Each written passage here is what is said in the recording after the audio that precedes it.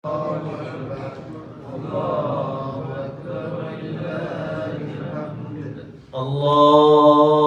أكبر الله أكبر الله أكبر لا إله إلا الله والله أكبر الله أكبر ولله الحمد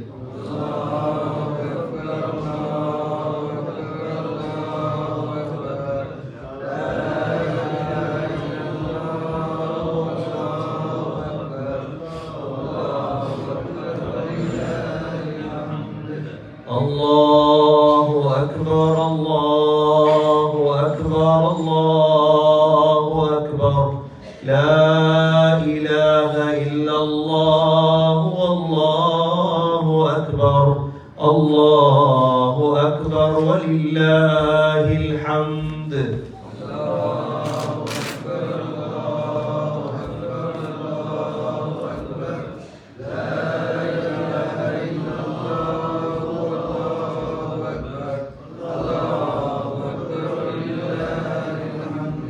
الله أكبر الله أكبر الله أكبر كبيرا والحمد لله كثيرا وسبحان الله وبحمده بكرة وأصيلا لا إله إلا الله ولا نعبد إلا إياه مخلصين له الدين ولو كره الكافرون لا إله إلا الله وحده صدق وعدا ونصر عبدا وعز جندا وحزم الأحزاب وحدا لا إله إلا الله والله أكبر الله أكبر ولله الحمد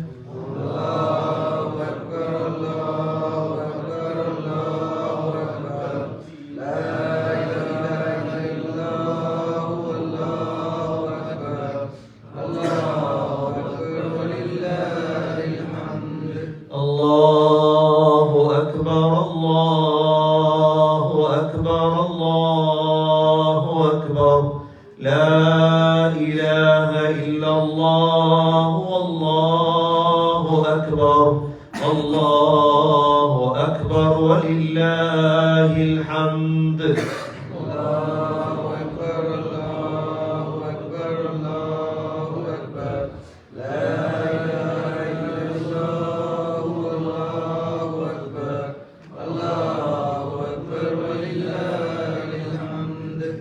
الله أكبر الله أكبر الله أكبر لا إله إلا الله والله أكبر الله أكبر ولله الحمد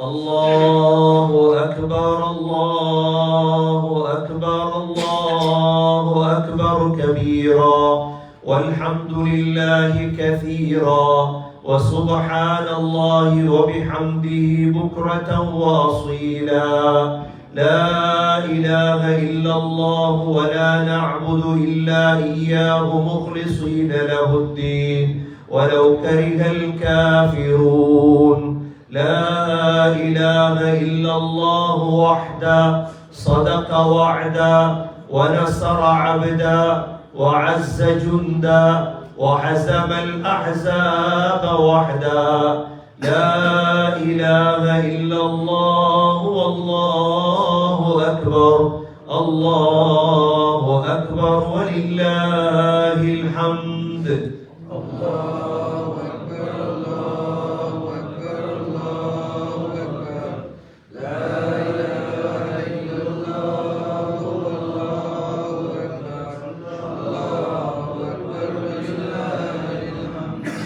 الله أكبر الله أكبر أكبر لا إله إلا الله والله أكبر الله أكبر ولله الحمد الله أكبر الله أكبر الله أكبر لا إله إلا الله والله أكبر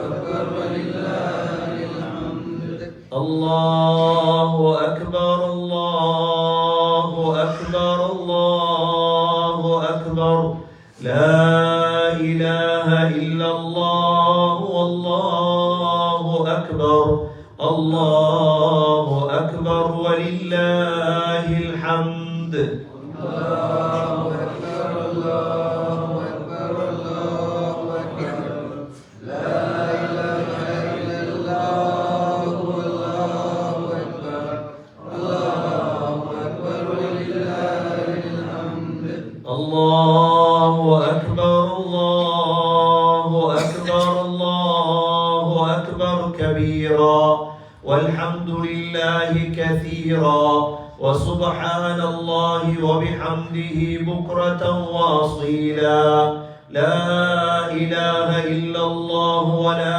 نعبد إلا إياه مخلصين له الدين ولو كره الكافرون لا إله إلا الله وحده صدق وعدا ونصر عبدا وعز جندا وحزم الأحزاب وحدا لا إله إلا الله والله أكبر الله أكبر ولله الحمد الله أكبر الله أكبر الله أكبر لا إله إلا الله والله أكبر الله أكبر ولله الحمد عيد الفطر தொழுகை ஈதுல் ஃபித்ருடைய சுன்னத்தான தொழுகையை தொழுகிறேன் என்று நியத்தை வைத்துக் கொண்டது 2 ரகாத்துக்குரியது இந்த ஈதுல் ஃபித்ருடைய தொழுகை. இதனுடைய முதலாவது ரகாத்தில் 7 தக்பீர்கள், ஈதுடைய அல்லாஹு அக்பர் என்று 7 தக்பீர்கள் கட்டுவது. தக்பீர்கள் அதிகமாக சொல்லுவது சந்தோஷத்தால் தான்.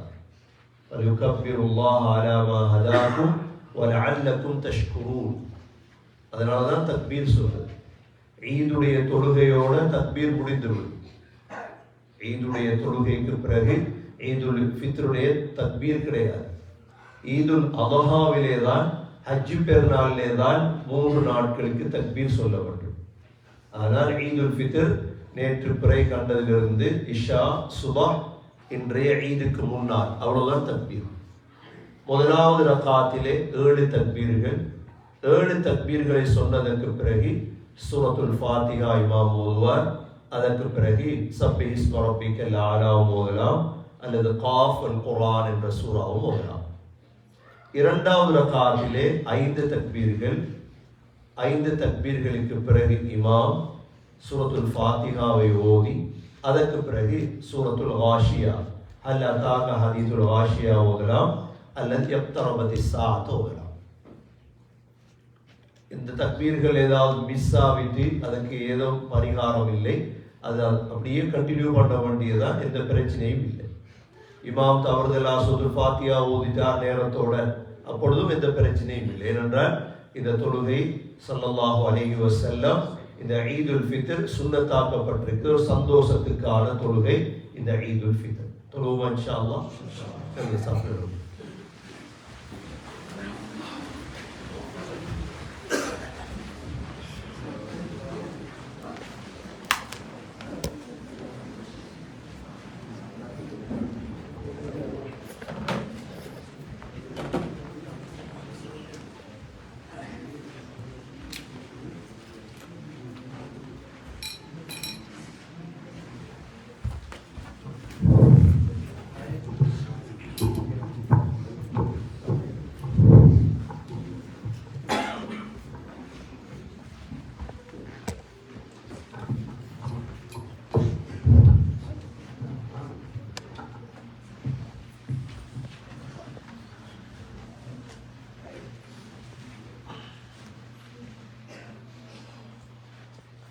اصطفوا واعتدلوا صفوا كما سيدنا الله والسلام.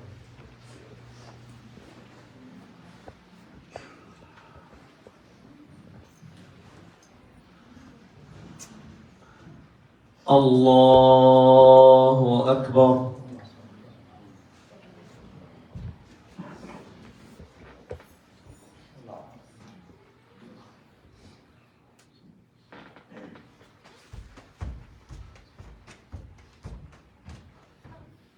الله أكبر.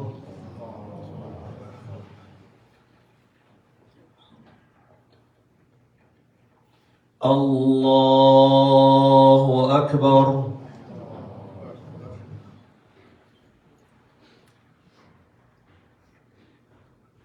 الله أكبر.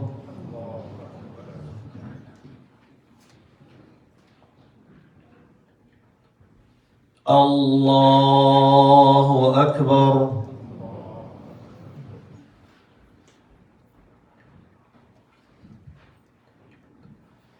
الله أكبر.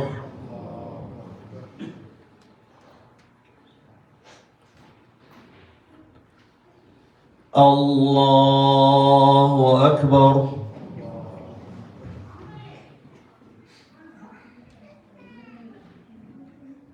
الله أكبر.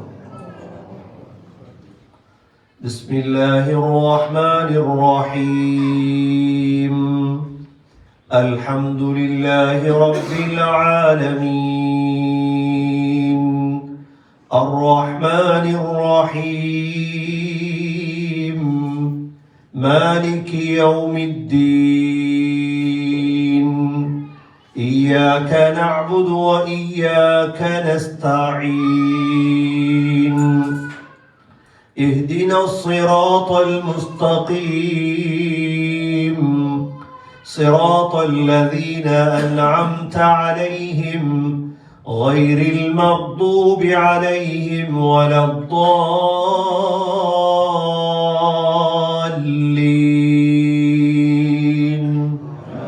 آمين.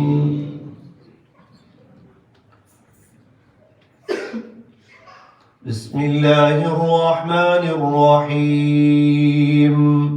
سبح اسم ربك الأعلى الذي خلق فسوى والذي قدر فهدى والذي أخرج المرعى فجعله غثاء أحوى سنقرئك فلا تنسى إلا ما شاء الله إنه يعلم الجهر وما يخفى ونيسرك لليسرى فذكر إن نفعت الذكرى سيذكر من يخشى ويتجنبها الأشقى الذي يصلى النار الكبرى ثم لا يموت فيها ولا يحيا قد أفلح من تزكى وذكر اسم ربه فصلى بل تؤثرون الحياة الدنيا والآخرة خير وأبقى إن هذا لفي الصحف الأولى صحف إبراهيم وموسى. الله أكبر.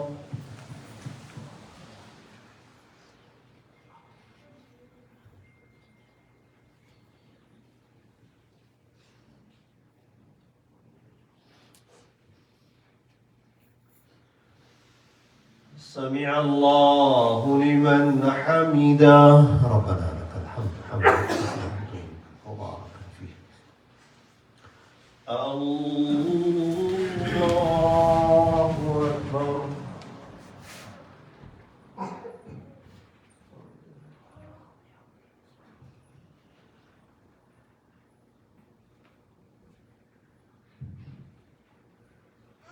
الله أكبر.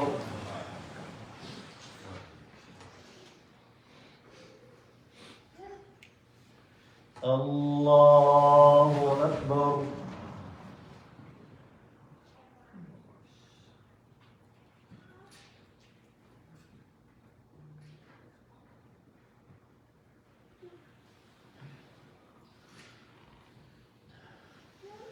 الله أكبر.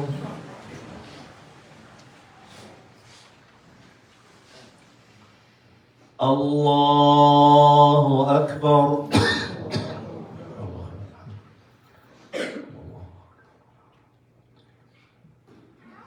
الله أكبر.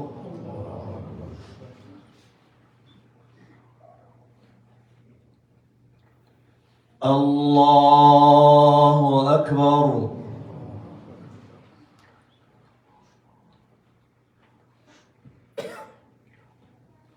الله أكبر.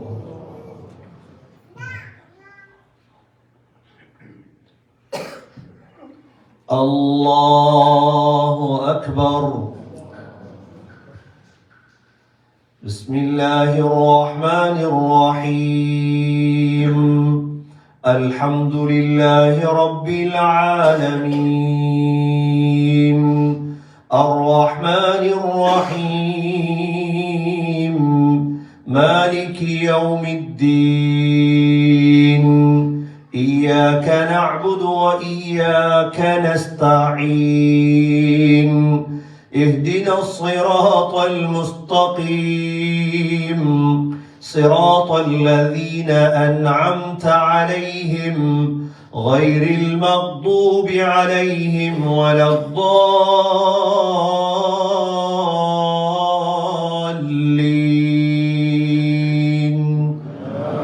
آمين.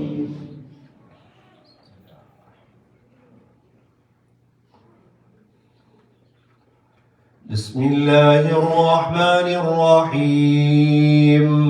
هل أتاك حديث الغاشية وجوه يومئذ خاشعة عاملة ناصبة تصلى نارا حامية تسقى من عين آنية ليس لهم طعام إلا من ضريع لا يسمن ولا يغني من جوع وجوه يومئذ ناعمة لسعيها راضية في جنة عالية لا تسمع فيها لاغية فيها عين جارية فيها سرر مرفوعة وأكواب موضوعة ونمارق مسفوفة وزرابي مبثوثة أفلا ينظرون إلى الإبل كيف خلقت وإلى السماء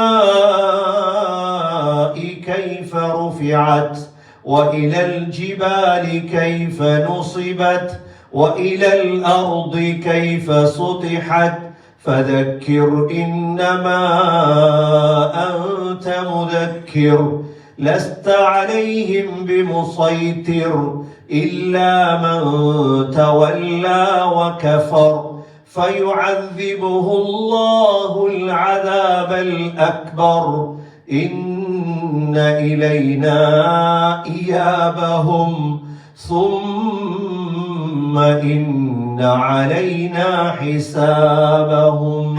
اللهم يسر لنا حسابنا. الله أكبر.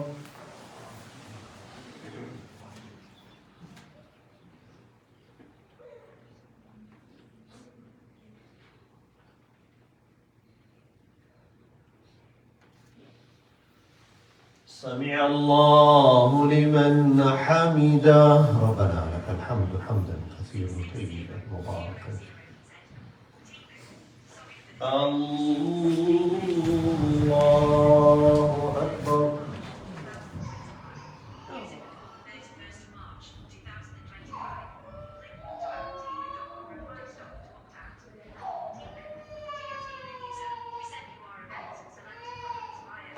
الله أكبر.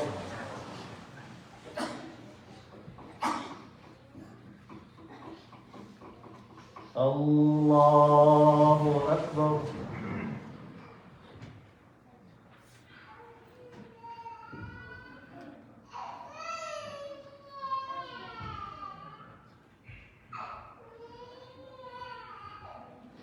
الله أكبر.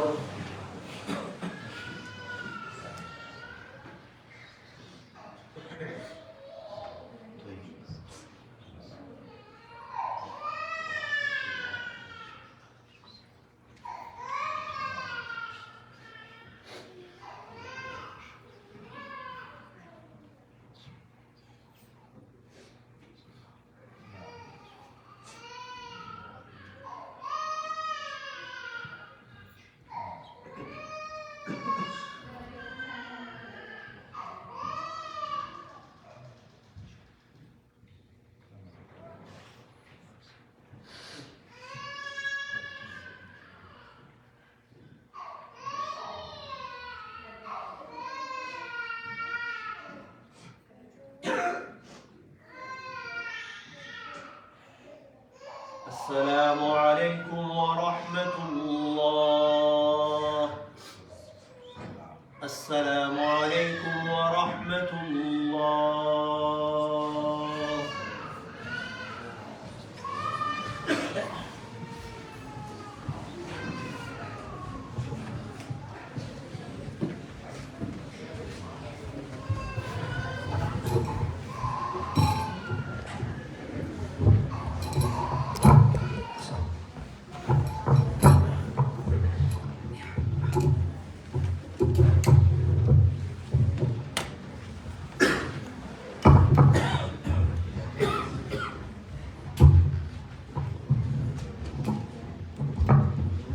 بسم الله الرحمن الرحيم.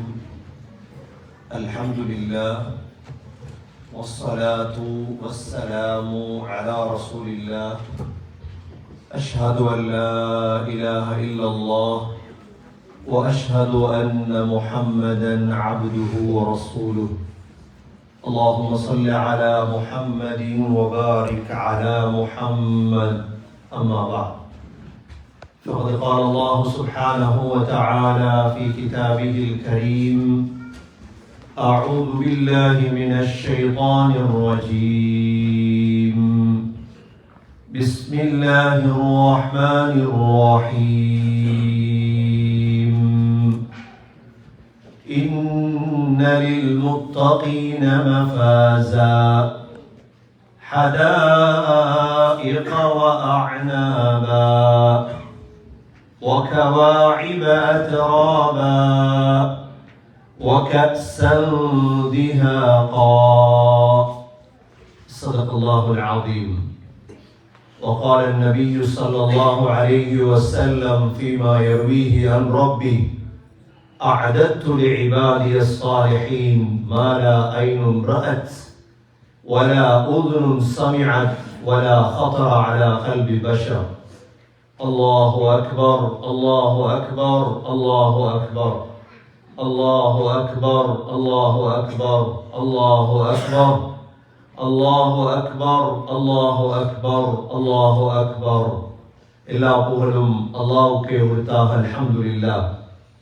அந்த அல்லாஹ் சுப்ஹானஹு வ தஆலா இணை துணையற்றவன், ஏகன், சர்வ காரியத்தை செய்யும் சக்தியுடையவன். அந்த அல்லாஹ் தனித்தவன், அவன் தேவையற்றவன், அவன் யாரையும் பெற்றெடுத்தது கிடையாது, அவன் யாராலும் பெறப்பட்டவனும் அல்ல. வலம் யகுல் லஹு குஃபுவன் அஹத். அல்லாஹுக்கு நிகராக யாருமே கிடையாது. ஸலாத்தும் ஸலாமும் கடைசி நபியாகிய முஹம்மது ஸல்லல்லாஹு அலைஹி வஸல்லம் அவர்கள் மீதும், அவர்களை பின்பற்றிய சஹாபாக்கள், தாபிஈன்கள், தபஅ தாபிஈன்கள் அனைவர்கள் மீதும் அல்லாஹ் தன்னுடைய மக்ஃபிரத்தை சொரிந்தருள்வானாக. புனித ஈதுடைய குத்பாவிலே கலந்து கொண்டிருக்கும் அன்பான முஸ்லிம் சகோதர சகோதரிகளே, முதலில் எனக்கும் உங்களுக்கும் தக்வாவை கொண்டு வசிய செய்து கொண்டிருக்கிறேன். கண்ணியமிக்க அல்லாஹ் நல்லடியார்களே, அல்லாஹ் 29 நோன்புகளை நோற்றதன் பிறகு ஒரு சந்தோஷமான ஒரு தினமாக தான் இந்த ஈதை அல்லாஹ் தந்திருக்கின்றார். முஸ்லிம்களுக்கு 3 பெருநாட்கள் இருக்கிறது. ஒன்று இந்த ஈதுல் ஃபித்ர். 30, 29 நோன்பை பிடித்தால் அந்த பிறையை கண்டு தக்பீர் சொல்லும் பொழுதே ஒரு சந்தோஷம் வரும்.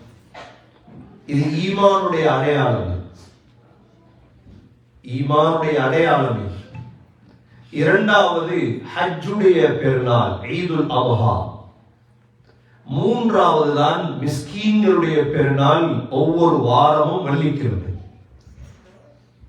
சகோதர சகோதரிகளே, இந்த பெருநாள் என்பது சந்தோஷமான நாள். நோன்பு பிடிப்பது ஹராம். நான் பெருநாளிலும் நோன்பு பிடிப்பேன் என்று யாரும், அல்லாஹ்வுக்கு தேவை அவனுடைய கட்டளைகளை பின்பற்றுவதுதான். இந்த நாளில் நோன்பு பிடிப்பது ஹராம். சாப்பிட வேண்டும், குடிக்க வேண்டும், குடும்பங்களோடு பழக வேண்டும், சந்தோஷமாக இருக்க வேண்டிய ஒரு நாள் தான் இந்த ஈத். சகோதரர்களே, உண்மையான ஈத் எப்பொழுது வரும்? இந்த ஈத் இன்றைய மக்ரிபோடு முடிந்துவிடும். இன்றைய ஈத் இன்றைய மக்ரிபோடு என்ன செய்துவிடும்? முடிந்துவிடும். நாளை முஸ்லிம்கள் ஷவ்வாலுடைய 6 நோன்பை பிடிக்க தொடங்குவார்கள். ஷவ்வாலுடைய 6 நோன்பு பிடித்தால் முழு மாதமும் நோன்பு பிடித்த நன்மை கிடைக்கும், முழு வருடமும். இந்த ஈத் மிக சுருக்கமான நேரம்.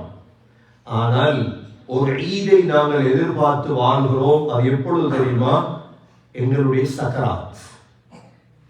முஸ்லிம்கள் மூமின்களுடைய சக்கராத் ஈத் ஒரு பெருநாள், அல்லாஹ்வை சந்திக்கும் நாள். அது எங்களுக்கு கவலை அல்ல. இன்னொரு உலகத்திற்கு நாம் செல்ல போகிறோம். வன்னாஷிதாதி நஷ்டா. எங்களை மலக்குகள் சந்திப்பார்கள், மலக்குகள் சந்திப்பார்கள். அதற்குத்தான் நோன்பு நோற்றோம், அதற்குத்தான் தொழுதோம். நாங்கள் நோன்பு பிடிக்கிறது, தொழுகிறது, தஹஜ்ஜத் தொழுதது, கியாமுல் லைல் தொழுதது, சாப்பாடு கொடுத்தது, அழுதது, மன்றாடியது எதற்கும் அல்ல, அந்த அல்லாஹ்வை அடைவதற்கு தான். எங்களுடைய நோக்கத்தில் நாம் சுத்தமாக இருக்க வேண்டும். வேற எதற்காக வேண்டியும் நாம் எதையும் செய்யவில்லை, யாருக்காக வேண்டியும் செய்யவில்லை. நாங்கள் செய்ததில் ஒரு நாள் அல்லாஹ்வை சந்திக்க இருக்கிறோம். ஒரு நாள் எங்களுக்கு மரணம் வர இருக்கிறது. அந்த நாள் பெருநாளாக மாற வேண்டும். அது பெருநாளாக மாறினால் சகோதரர்களே, அந்த சந்தோஷத்தை விவரிக்க முடியாது. அந்த சந்தோஷத்தை ஒரு நாளும் என்ன செய்ய முடியாது, விவரிக்க முடியாது. இன்றைய சந்தோஷத்திலே அழகான புதிய ஆடை, நாங்க எத்தனை நாளாக தேடி வாங்கின ஆடை, எவ்வளவு அழகான அத்தர்கள், எவ்வளோ நல்ல நல்ல மன வஸ்துக்கள் எல்லாம் பூசி சந்தோஷமா ஒருத்தர் கண்டு மானக்கா தகப்பல்லாஹு மின்னா வ மின்கும். இதே போலதான் மௌத்துடைய நேரத்தில் புதிய கஃன், நாங்கள் செய்யக்கூடிய கஃன் அது பெருமதி குறைந்தது. மலக்குகளுடைய கஃன் ரௌஹ், ரைஹான், மிஸ்க் என்ற கஸ்தூரி இதெல்லாம் கொண்டு வந்துதான் எங்களை உடம்ப தயார் செய்தது.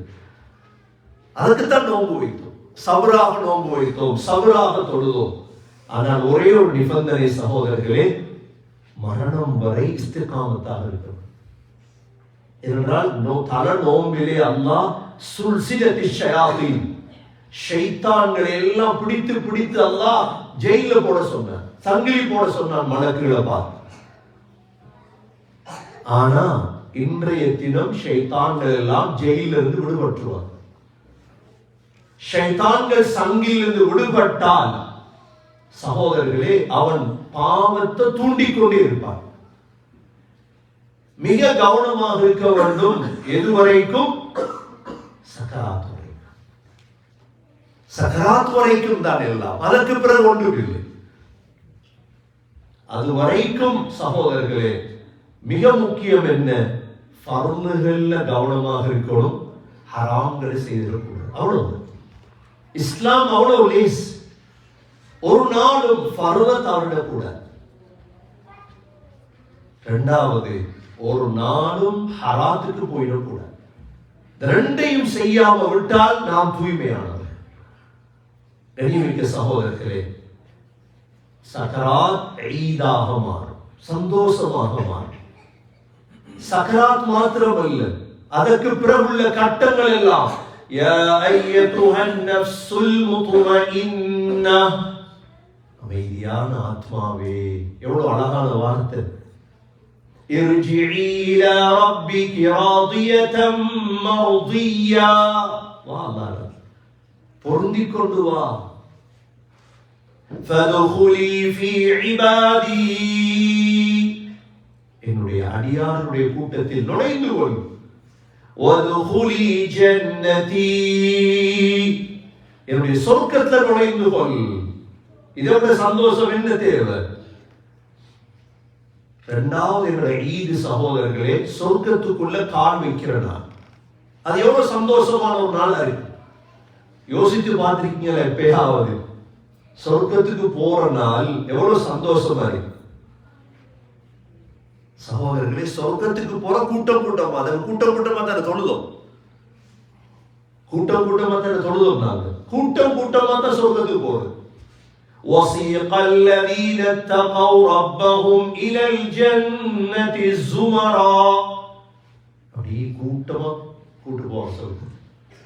حَتَّى إِذَا جَاءُوهَا وَفُتِحَتْ أَبْوَابُهَا, சொர்க்கத்துக்கிட்ட போனதோட சொர்க்கத்துடைய 8 வாசலும் திறப்பற்றும். சின்ன சின்ன வாசலா சொர்க்கத்துடைய வாசல் எல்லாம்? நாங்க சின்னதா நினைக்கிறோம், எல்லாமே இல்லை. சொர்க்கத்துடைய வாசலுடைய உயரம் எல்லாமே ஹதீஸ்ல இருக்கு. وَفُتِحَتْ أَبْوَابُهَا وَقَالَ لَهُمْ خَزَنَتُهَا سَلَامٌ عَلَيْكُمْ طِبْتُمْ فَادْخُلُوهَا خَالِدِينَ. சொர்க்க வாசல்ல மலக்குகள் என்று சொல்லுவாங்க சலாம். சலாம் என்று சொல்லிட்டு என்ன சொல்லுவாங்க தெரியுமா? فَادْخُلُوهَا خَالِدِينَ. இனி போனா திரும்பி வரக்கூடாது, நிரந்தரமா போயிட்டு இருக்கு. அப்படி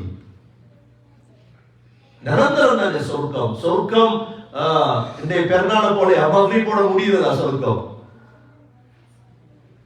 சொர்க்கத்தை தூங்குறது இல்லையா யாரும்? ஏண்டா அல் மௌத் அல் நௌம் அஹுல் மௌத், தூக்கம் மௌத்துடைய சகோதரன். தூங்குறது இல்லை சொர்க்கம். அப்ப என்ன செய்யறது? அப்ப சொர்க்கத்துல ஜொப் இருக்குதா? தொழில் சம்பாதிக்க தேவையில்லையே சொர்க்கத்துல. செய்த அமல் அதுக்கு தான், நோம்பு பிடித்தனாங்க அதுக்கு தான், நாங்கள் கால் வீங்க தொழுது அதற்கு தான். சகோதரர்களே, கொஞ்சம் இஸ்திகாமத்தை அறிக்கணும், அவ்வளவுதான். தொழுத மாதிரி மௌத்து வரையும் தொழணும் இன்ஷா அல்லாஹ். தொழுகையை விட்டுறக்கூடாது. ஒரு நாள் தொழுகையை ஒரு நாள் விடக்கூடாது. வாழ்க்கையில தொழுக ஒரு நாள் தவறுனா நினைங்க, அந்த நாள் என்ன மூதேவித்தனத்துடைய நாள். நசீதேவியா இருந்த என்ன அல்லாஹ் ஏன் ஷைத்தான்கிட்ட ஒப்படைச்சிட்டான்? தொழுக தவறக்கூடாது ஒரு நாள். இரண்டாவது சகோதரர்களே, ஹராமுக்கு போகாம வாழ்ந்துட்ட. இப்ப சொர்க்கத்துக்குள்ள போனா என்ன நடக்கும்? உடனே அவர் சொல்ற வார்த்தை தெரியுமா? وَقَالُوا الْحَمْدُ لِلَّهِ الَّذِي صَدَقَنَا وَعْدَهُ وَأَوْرَثَنَا الْأَرْضَ نَتَبَوَّأُ مِنَ الْجَنَّةِ حَيْثُ نَشَاءُ فَنِعْمَ أَجْرُ الْعَامِلِينَ. சந்தோஷம் பொங்கி சொல்லுவாங்களா அல்ஹம்துலில்லாஹ். யாருக்கு புகழ்? அல்லாஹ்வுக்கே. ஏன்? சதகனா வஅதா, வாக்களித்து உண்மை சொல்லிட்டாங்க இல்லையா? நோம்பு பிடி சொர்க்கம் தருவேன், தொழு சொர்க்கம் தருவேன் என்று சொன்னா கொஞ்சம் சந்தேகம். நோம்பு பிடிச்சா கிடைக்குமா சொர்க்கம்? தொழுதா கிடைக்குமா? ஹராத்தை விட்டா கிடைக்குமா? இப்ப கிடைச்சிச்சு. அல்லாஹ் புகழ்வாங்களாம். சதகனா வஅதா وَأَوْرَثَنَا الْأَرْضَ نَتَبَوَّأُ مِنَ الْجَنَّةِ حَيْثُ نَشَاءُ فَنِعْمَ أَجْرُ الْعَامِلِينَ. அல்லாஹ் சொல்றான், அமல் செய்தவங்க நல்ல கூலி. وَتَرَى الْمَلَائِكَةَ حَافِّينَ مِنْ حَوْلِ الْعَرْشِ. அல்லாஹ் சொல்றான், மலக்குகளை பாப்பீங்க அந்த நாள்ல, அர்ஷ சுத்தி இருப்பாங்க மலக்குகள். ஆகவே கண்ணியமிக்க சகோதரர்களே, சந்தோஷமான நாள் ஈதுடைய தினம். நாங்கள் இந்த சந்தோஷத்தை தொடராக வைத்துக் கொள்ளோம். எங்களோட பிள்ளைகளை, குடும்பங்களை இபாதத்துக்கு பழக்கணும், இஸ்திகாமத்துக்கு பழக்கணும். இதே நேரம் சகோதரர்களே, அல்லாஹ் எங்களுக்கு சந்தோஷமாக இருக்கும் பாக்கியத்தை தந்திருக்கிறார். உலகத்தில் ஒரு நாடு கஷ்டப்பட்டு கொண்டே இருக்கு, அதையும் நாங்கள் மறக்கக்கூடாது. நாங்கள் அழகா சாப்பிட போறோம். இன்றைக்கு இஃப்தாருக்கு கூட ஈச்சம்பழம் இல்லாத முஸ்லிம் நாடுகள் இன்று நசுக்கப்பட்டு ஒவ்வொரு நாளும் நூற்றுக்கணக்கான உயிர்கள் பறிக்கப்படுது அநியாயமா. இதையும் நாங்கள் மறந்துடக்கூடாது. இதையும் மறந்து விடாமல் இந்த உயர்ந்த தினத்திலே மதா ரசூலுல்லாஹ் அல்லாஹ்வுடைய உதவி எப்ப வரும்னு எதிர்பார்த்து கொண்டிருக்கிறார். நான் குர்ஆன் ஓதினோம், துஆ கேட்டோம். அல்லாஹ்வுடைய ஹிக்மத் தெரியாது என்னன்னு, அல்லாஹ்வுடைய ஹிக்மத் என்னன்னு தெரியாது. அல்லாஹ்வுடைய உதவி வரும் இன்ஷா அல்லாஹ். யூசுப் அலைஹிஸ்ஸலாம் கிணத்துல, யூசுப் அலைஹிஸ்ஸலாத்துடைய வாப்பா யாரு? யாக்கூப் அலைஹிஸ்ஸலாம். யாக்கூப் அலைஹிஸ்ஸலாம் ஒரு நபி. யாக்கூப் அலைஹிஸ்ஸலாம் 80 வருஷம் அழுதாங்க. அல்லாஹ் ஜிப்ரீல் அலைஹிஸ்ஸலாத்தை அனுப்பி சொல்லிடுமா இல்லாதா, உன்னோட மகன் சேஃப்டியா இருக்கிறார். அதை கூட அல்லாஹ் செய்ய. ஏனென்றா அல்லாஹ்க்கு சில உயிர்கள் விருப்பம், சில அழுகைகள் விருப்பம், சில கண்ணீர்கள் அல்லாஹ்வுக்கு விருப்பம். وَبِيَضَّتْ عَيْنَاهُ مِنَ الْحُزْنِ فَهُوَ كَظِيمٌ. யாக்கூப் அலைஹிஸ்ஸலாம் அழுது அழுது அழுது கண் வெள்ளையாயிற்று, கண் பார்வை போயிற்று. யூசுப் அலைஹிஸ்ஸலாம் கிணத்தில் இருக்கும் பொழுது கிட்டத்தட்ட 12 வயசு யூசுப் அலைஹிஸ்ஸலாத்துக்கு. ஜிப்ரீல் அலைஹிஸ்ஸலாம் வந்து போறார். ஆனா யாக்கூப் அலைஹிஸ்ஸலாத்துல போய் சொல்ல இல்லை யூசுப் இருக்கிறார் அப்படின்னு. 80 வருட அழுகைக்கு பிறகு அல்லாஹ் யூசுப் அலைஹிஸ்ஸலாத்தை காட்டி கொடுத்தார். தெரியாது ஏன் அல்லாஹ் ஒவ்வொரு நாளும் நூற்றுக்கணக்கான ஷஹீதுகள், சின்ன பிள்ளைகள், பெண்கள், சகோதரர்களை, நாம் எல்லோரும் முஸ்லிம்கள். ஒரு உடம்பு எங்கு ஒரு முஸ்லிம் அநியாயமாக கொல்லப்பட்டாலும் நாங்கள் தாங்க முடியாது. இந்த ஈதுடைய தினத்தில் அவர்களுக்கும் துஆ செய்யும். அதே நேரம் சகோதரர்களே, மியன்மாரிலே, பர்மாவிலே அல்லாஹ்வுடைய அதாப் வந்திருக்கிறது. அதையும் மறக்க முடியாது.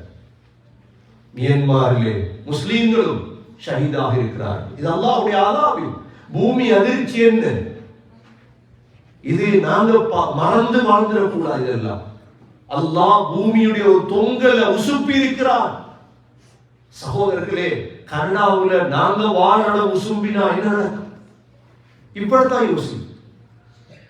மறதியில பராமுகமாக இருந்து திடீரென்று மௌத்தாயிடக்கூடாதுன்னா, உலகத்தில எந்த கோணத்தில என்ன நடந்தாலும் எங்களுக்கு ஒரு படிப்பினை. மியான்மர்ல எத்தனை ஆயிரம் பேர் ஷஹீத். நேத்து மஸ்ஜித் அபூபக்கர்ல தராவி பிறகு பணம் வசூல் பண்றாங்க, ரூல் கட்டி கொடுக்க இப்பவே ஆரம்பிச்சிட்டாங்க. சுஹதாக்கள், எத்தனை மையத்துகள், பூமி அதிர்ச்சி. சகோதரண்டையும் இந்த ஈதுடைய தினத்திலே படிப்பினையாக எடுத்து நாங்க எங்களுடைய வாழ்க்கையை சரியாக்கிக் கொள்ள எல்லாம் அல்லாஹ் சுப்ஹானஹு வ தஆலா நம் அனைவர்களுக்கும் தௌஃபீக் செய்வானாக. யா அல்லாஹ், என்னுடைய பாவங்களை மன்னிப்பாயாக, என்னுடைய தாய்களுடைய பாவங்களை மன்னிப்பாயாக, மனைவி மக்களுடைய பாவங்களை மன்னிப்பாயாக. இந்த ஈதுடைய தினத்திலே யா அல்லாஹ் எங்களுக்கு உயர்தரமான சந்தோஷத்தை நசீபாக்குவாயாக. சக்கராத்தை சொர்க்கத்தை ஈதாக ஆக்குவாயாக. எவ்வாறு நோம்பிலே தொழுதோமோ யா அல்லாஹ், மௌத் வரை தொழும் பாக்கியத்தை தருவாயாக. யா அல்லாஹ், நோம்பு பிடித்ததை போல, பயான்கள் கேட்டதை போல யா அல்லாஹ் சக்கராத் வரை அந்த சூழலை உருவாக்கி தருவாயாக. நல்லவர்களை நண்பர்களாக ஆக்கி தருவாயாக. மோசமான சூழல்களை விட்டு எங்களை பாதுகாப்பாயாக. யா அல்லாஹ், கொல்லப்படக்கூடிய முஸ்லிம்களை பாதுகாப்பாயாக. உனது உதவியை இறக்குவாயாக. உனது உதவியை அல்லாஹ்வை சீக்கிரம் இறக்கி வைப்பாயாக. முஸ்லிம்களுடைய உயிர்கள், பிள்ளைகள், உடைமைகளை பாதுகாப்பாயாக. மியான்மரிலே ஷஹீதாக்கப்பட்ட அனைவர்களையும் ஷஹீதுகளாக கபூல் செய்வாயாக. திடீர் மரணங்களை விட்டு எங்களை பாதுகாப்பாயாக. எக்ஸிடன்ட்களை விட்டு பாதுகாப்பாயாக. பூமி அதிர்ச்சியை விட்டு பாதுகாப்பாயாக. பாவம் நடக்கும் இடங்களை விட்டு எங்களை பாதுகாப்பாயாக. யா அல்லாஹ், நல்ல மௌத்தை தருவாயாக. ஹஸ்னுல் ஹாத்திமாவை தருவாயாக. மௌத்துடைய நாளை சந்தோஷமாக ஆக்குவாயாக. கடைசி வார்த்தை லா இலாஹ இல்லல்லாஹ் முஹம்மது ரசூலுல்லாஹ் என்ற கலிமாவோடு உயிர்ப்பிய தௌஃபீக் செய்வாயாக. وآخر دعوانا أن الحمد لله رب العالمين. الحمد لله والصلاة والسلام على رسول الله. أشهد أن لا إله إلا الله وأشهد أن محمدا عبده ورسوله. اللهم صل على محمد وبارك على محمد. أما بعد، فقد قال الله سبحانه وتعالى في كتابه الكريم: أعوذ بالله من الشيطان الرجيم. بسم الله الرحمن الرحيم. قل هو الله أحد الله الصمد لم يلد ولم يولد ولم يكن له كفوا أحد. الله أكبر الله أكبر الله أكبر الله أكبر الله أكبر الله أكبر الله أكبر الله أكبر الله أكبر. وقال النبي صلى الله عليه وسلم: نعمتان مغبون فيهما كثير من الناس، الصحة والفراغ. أقول قولي هذا وأستغفر الله لي واستغفروه إنه هو الغفور الرحيم.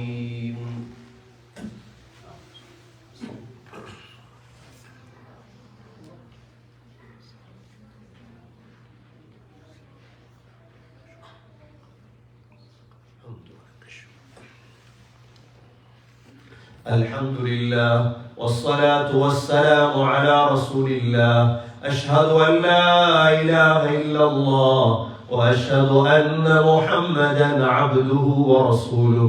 اللهم صل على محمد وبارك على محمد. أما بعد، فقد قال الله سبحانه وتعالى في كتابه الكريم: أعوذ بالله من الشيطان الرجيم. بسم الله الرحمن الرحيم. إن الله وملائكته يصلون على النبي يا أيها الذين آمنوا صلوا عليه وسلموا تسليما. اللهم صل على محمد وبارك على محمد.